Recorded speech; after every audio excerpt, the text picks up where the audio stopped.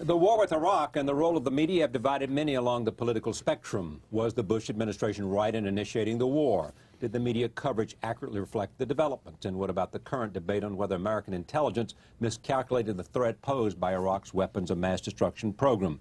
Joining me now, two journalists with different perspectives. They are Christopher Hitchens, a contributing editor for Vanity Fair. His new book is called A Long, Short War, The Postponed Liberation of Iraq.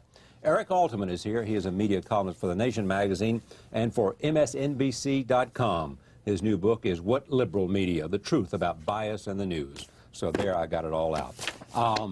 You, sir, looking at the war now from what, 2 months almost, 6 weeks, 2 months. Give me your sense about it, because you were enthusiastic for it. You parted company with some friends and institutions over it. Tell me how you look at it today, both the pluses and minuses.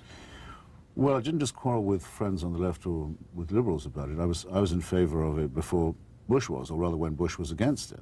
And I was against his father's policy of leaving Saddam Hussein in place in '91. That's why my book is called that. I believe this war began in 1990 when Saddam tried to annex and destroy Kuwait. And it took too long to finish. It wasn't too rushed, it was too slow. So from 91 to 2003 so I don't appear, as it were, in the character of a spokesman for the Bush administration, and I would have stressed much more the threat posed by the imminent meltdown of Iraqi society, the implosion of Iraq because of the immiseration imposed on it by a fascist regime. It was a Romania in the making. Yes, a Romania in the making, precisely a Ceausescu moment. It was in our future anyway, traumatized, maimed Iraq in a very important part of the world economy, and something we couldn't ignore, and would be inhuman to ignore. Second, it's violation of the Genocide Convention, of all laws governing war crimes and crimes against humanity. It's sponsorship of international gangsterism for decades, until recently.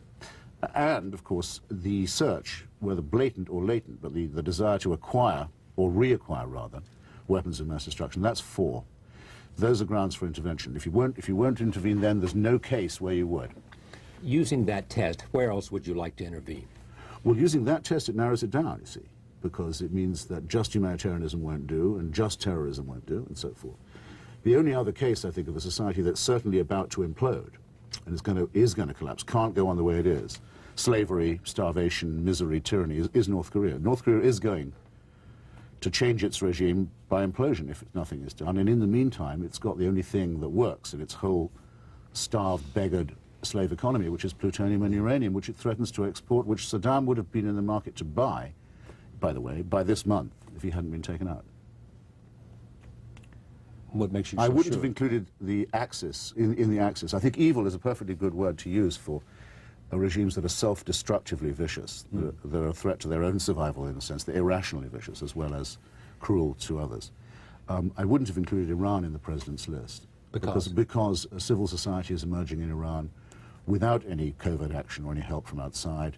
It's a natural course of events. Iranians vote in their majority for reform candidates. They're not allowed to win the elections. Well, rather, they're not allowed to take power. They're allowed to win. Exactly. They don't have much power once they win. Yeah. So, I mean, we needn't get insane about how many places we'd have to take on, but there is a moment in the Middle East at present of wind of change. There are encouraging signs among the Palestinians. They want to choose their own leaders and not have a guerrilla leadership. And there's a direct link between that and what happened in Iraq?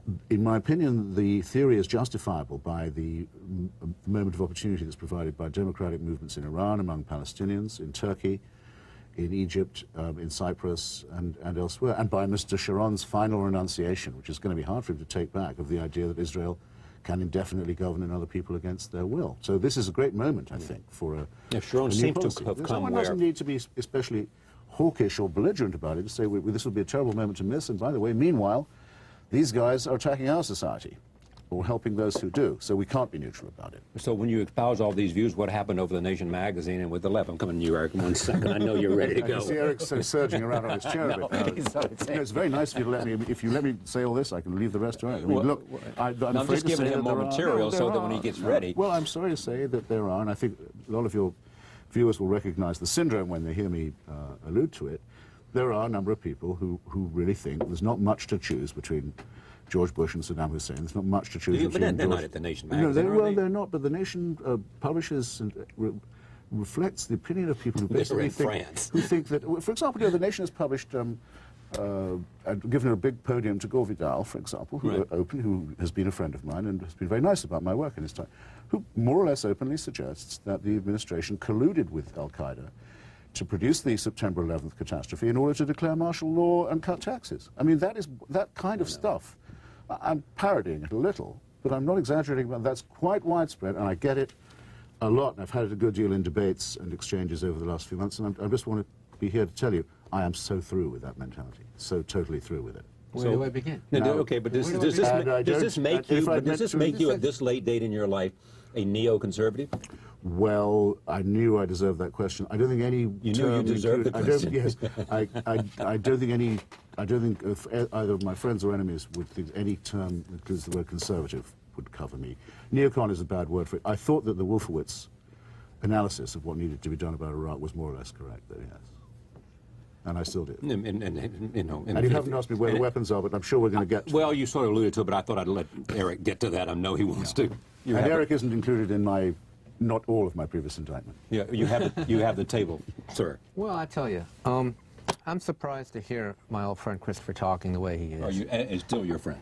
Yeah. Well, friendship is separate from I'll politics. be the judge of that. We tried for about- Blumenthal. He was unavailable. There you are. You're not supposed to say that on the air, that I'm your second choice. That's rather hurts my feelings. See how fickle people I can promise be. you it wasn't true, but it was a nice joke, wasn't it? Go ahead, Eric. Sorry. You get time plus.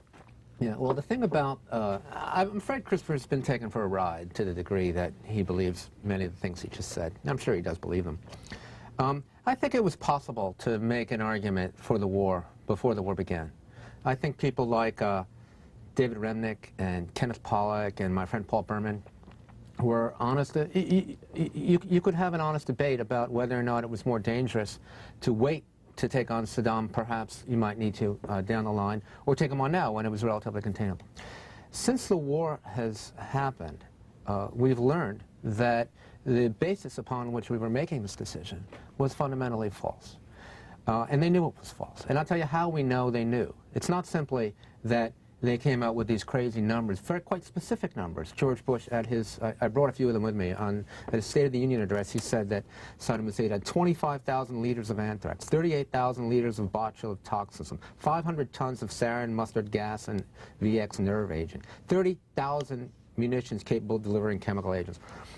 The reason we know that they didn't believe this, that they were deliberately deceiving the country in a way that I think is far worse than even the Gulf of Tonkin resolution by Lyndon Johnson, is that when they got into Iraq, they didn't bother trying to secure the so-called nuclear sites. They left them alone for months. They didn't care that people were looting those sites. The only place they were interested in securing, we heard a lot about the museum, and I think that was a tragedy, and they went to the oil sites, but they didn't even bother going after the sites that they had identified as potential nuclear storage facilities. So they knew that the threat was trumped up. And now we're finding out that, of course, Colin Powell used bad language when he described the evidence that he was forced to go forth with at the UN, and Paul Wolfowitz, in a statement that's much disputed as to what it means, but he came out and said, well, we chose the weapons of mass destruction argument because it was bureaucratically the only one we could agree with. It doesn't mean it's not true. They just decided it was the most effective argument. It would resonate most.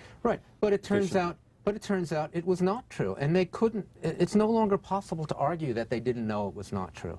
And so one of the, I never disputed the fact that that the Iraqis would be better off liberated, and I'll use that word liberated, from this terrible tyranny, okay? I held a position with people like General Anthony Zinni and Dr. Stanley Hoffman and Sir Michael Howard, who said, as a cost-benefit analysis, this war is a bad thing.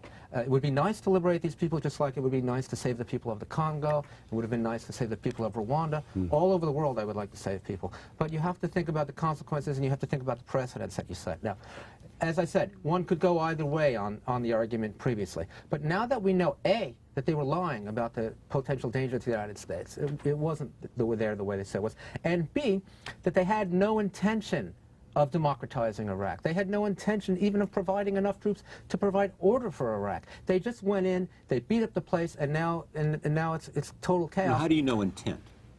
Well, if they had the intention, it was entirely predictable that if you knock out Saddam Hussein and the entire Ba'ath Party, that you would need hundreds of thousands of troops to maintain order in that place. But they didn't bring them there.